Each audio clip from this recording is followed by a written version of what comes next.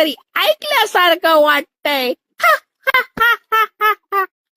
चांदण्यानं चांदणं पिठभर चांदणं चांदुण्या घातिल्या बा जागोबाई चांदुण्या घातिल्या